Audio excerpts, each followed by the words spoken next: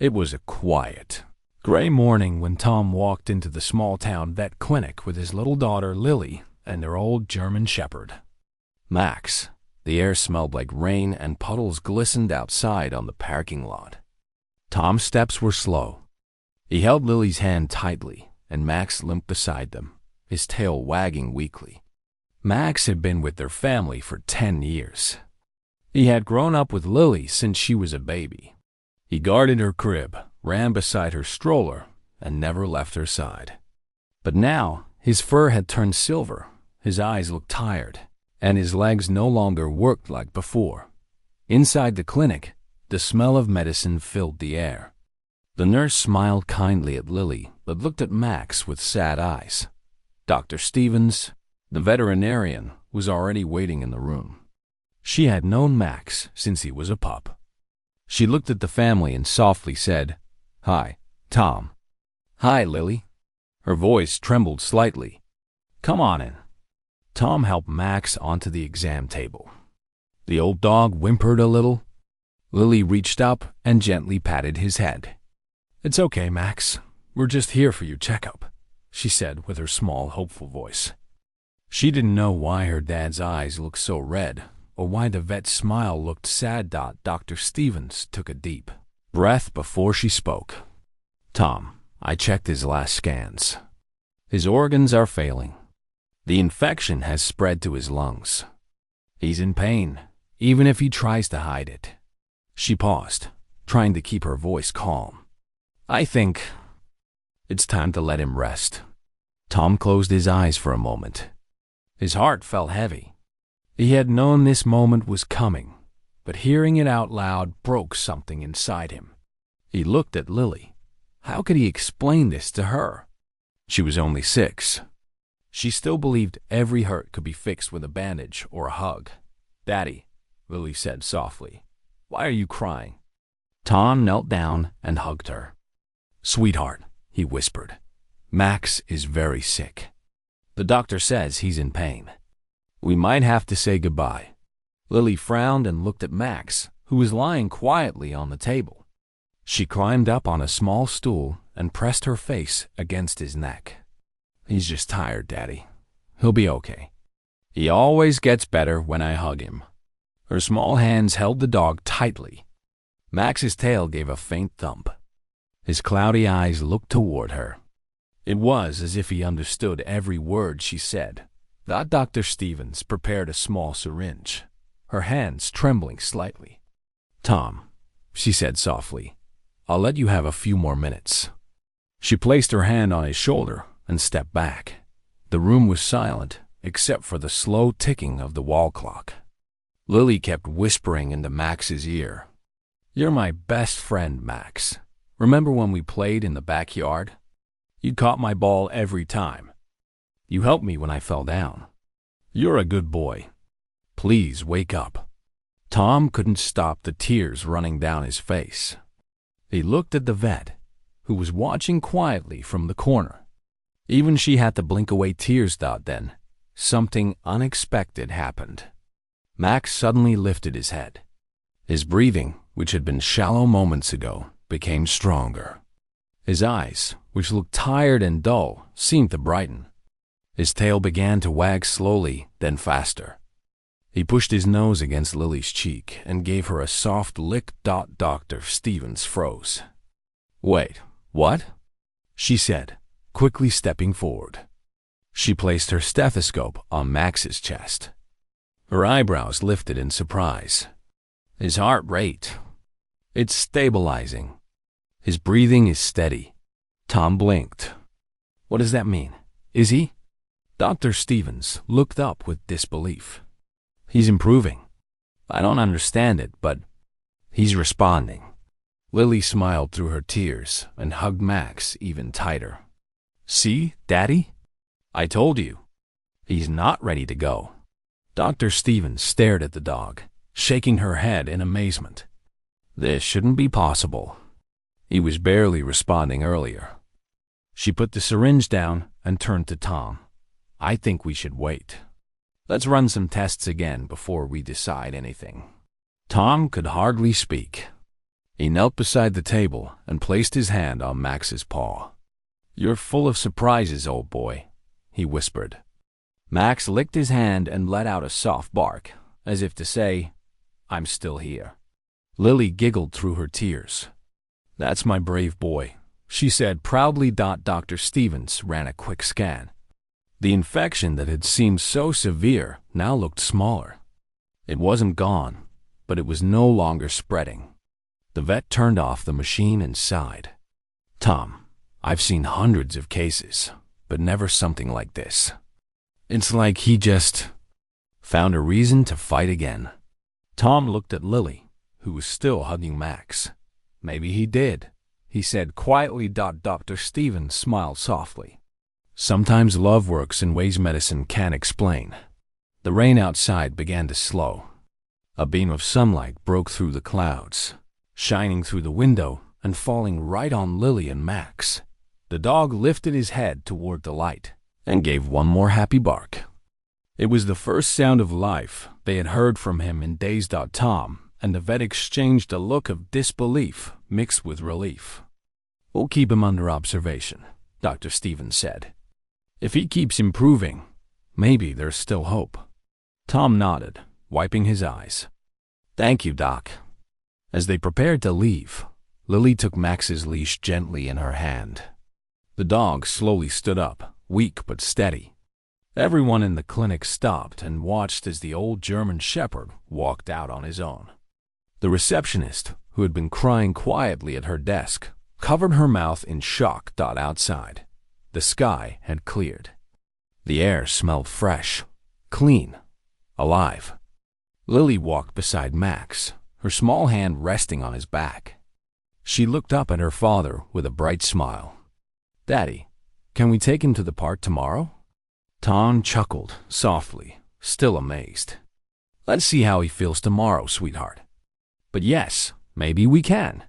Max wagged his tail, as if agreeing. He looked stronger already. Tom couldn't explain it. Maybe it was the vet's medicine starting to work, or maybe it was something greater. But deep inside, he knew one thing for sure. That little girl's love had done something no treatment could. When they reached the car, Lily turned and looked back at the clinic. She saw Dr. Stevens standing by the window, smiling at them. The vet waved gently. Lily waved back and called out, "Thank you for helping Max." The vet smiled. "No, sweetheart," she whispered to herself. "You're the one who helped him." That night at home, Tom watched Lily as she carefully tucked Max into his bed with his favorite blanket. She kissed the top of his head and whispered, "Good night, Max. You're my hero." Tom stood quietly at the door, his heart full. The day had started with sadness and fear, but it ended with hope. He knew Max's time might still be limited. No one could stop age, but at least now, Max had found new strength. And maybe, just maybe, love had given him one more chance. The rain had stopped completely, and through the window, the stars began to appear. Tom looked at Max resting peacefully beside Lily and whispered softly, "Sometimes miracles don't come from heaven. Sometimes they come from a little girl's hug." The next morning, the house felt different. It was filled with quiet hope instead of sadness. Sunlight came through the curtains, and the smell of pancakes filled the kitchen. Tom poured some syrup for Lily, but his eyes kept looking toward the corner of the room where Max was sleeping. The old German Shepherd lifted his head when he heard their voices. His tail gave a small wag. It wasn't much, but it was enough to make Tom smile for the first time in days. Lily jumped off her chair and ran to Max. "Good morning, sleepy boy," she said happily, sitting beside him on the floor. She gently scratched behind his ears the way he loved. Max pressed his head into her lap and sighed with a soft groan that sounded almost like contentment. Tom sat on the couch watching them. He still couldn't believe what had happened yesterday. He had walked into the clinic thinking it would be Max's last day, but instead, they had brought him back home with new hope. Dr. Stevens had said she'd never seen anything like it. She told Tom to bring Max back in a few days for another checkup and to keep a close eye on him. All morning, Lily stayed beside Max. She read her storybooks to him, showed him her drawings, and even fed him small bites of scrambled eggs. Max ate slowly, but he ate. Every time she laughed, his tail wagged a little faster. By afternoon, Tom decided to take him outside for a short walk. The weather was warm and clear. He helped Max to his feet, and Lily held his leash carefully. They walked slowly along the path behind their house. It was the same path where Max had played fetch countless times before. His steps were unsure at first, but then he started walking with more confidence. "Look, Daddy," Lily shouted. "He's doing it. He's walking by himself." Tom laughed softly. "He sure is. That's my tough old boy." They reached the park near their house. It was quiet except for the sound of birds and a few children playing in the distance. Lily picked up a small stick and threw it a few feet away. "Go get it, Max," she said cheerfully. Max looked at the stick, hesitated, and then, to everyone's surprise, he took a few steps and grabbed it gently in his mouth. Lily clapped her hands in excitement. He did it. He really did it. Tom's eyes grew wet again, but this time it wasn't from sadness. "You're amazing, Max," he whispered. "You're not just fighting, you're winning." That evening, Tom called Dr. Stevens to share the news. "Doc, you won't believe this," he said with excitement. "He walked to the park today. Picked up a stick, too." The vet was quiet for a second before replying. "That's incredible, Tom. I'll come by tomorrow to check on him. I want to see this miracle with my own eyes." The next day, Dr. Stevens arrived at their house. Lily greeted her at the door, her face glowing with pride. "Come see, Doc. Max is all better now." Dr. Stevens smiled gently, though she still looked cautious. "Let's take a look, sweetheart." They walked to the backyard where Max was lying under the shade of the big oak tree. When he saw the vet, he stood up slowly and wagged his tail. He even walked toward her with a confident stride. The vet knelt down, checked his breathing, his heartbeat, his reflexes, and then she just stared in disbelief. "This doesn't make sense," she murmured. "His infection was spreading fast, and now it's almost gone. His heartbeat is strong. His lungs are clear." She looked at Tom with wide eyes. "He's recovering naturally. I can't explain it." Tom smiled softly. "Maybe love did what medicine couldn't." Dr. Stevens chuckled, shaking her head. "Maybe you're right." She looked at Lily. "You're a special girl, you know that? I think Max got better because he didn't want to leave you." Lily hugged Max tightly. "He's my best friend. I told him I still need him." From that day on, Max kept getting stronger. Every morning, Lily and Tom took him on short walks. Neighbors noticed and were surprised to see the once sick dog full of life again. One neighbor, Mrs. Green, stopped them one afternoon and said, "I thought Max wasn't doing well. How is he walking again?" Tom smiled proudly. "Let's just say he got healed by love." Word spread around the small town about the little girl whose hug saved her dog. People started calling Max the miracle dog. Dr. Stevens even mentioned the story during a vet conference, saying it reminded her that animals respond not only to treatment but also to emotions. Months passed, and Max continued to thrive. His fur grew shinier, and his eyes sparkled again. Lily would dress him in a red bandana and say, "Now you look like a superhero."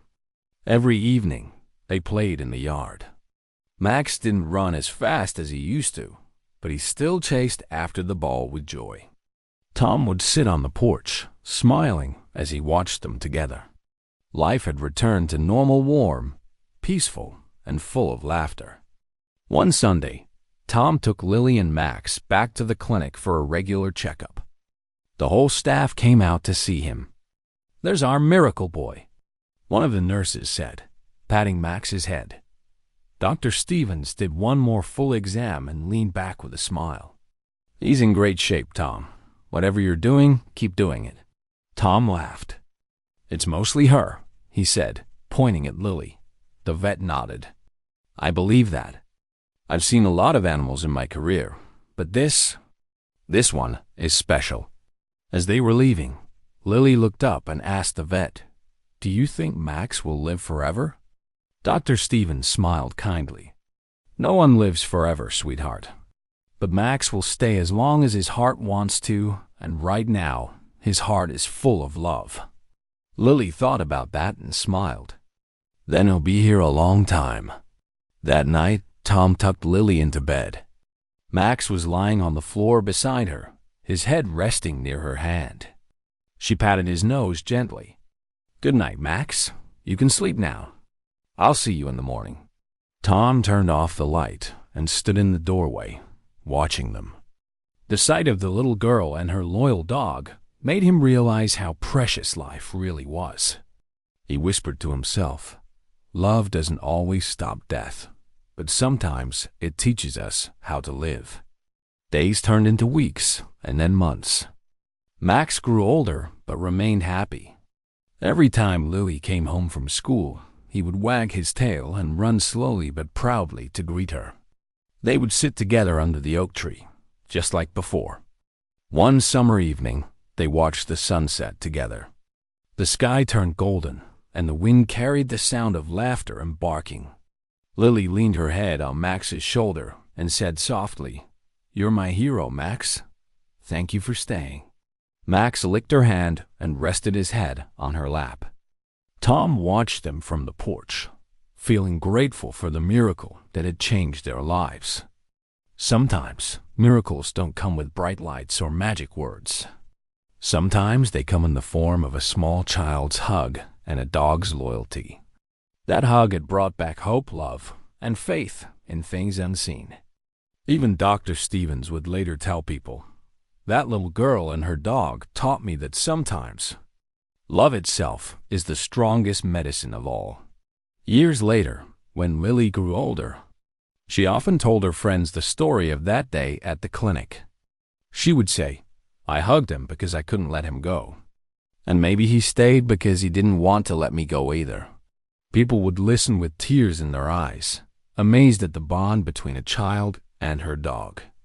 And somewhere deep in their hearts, they would believe again in simple miracles, the kind that come from love.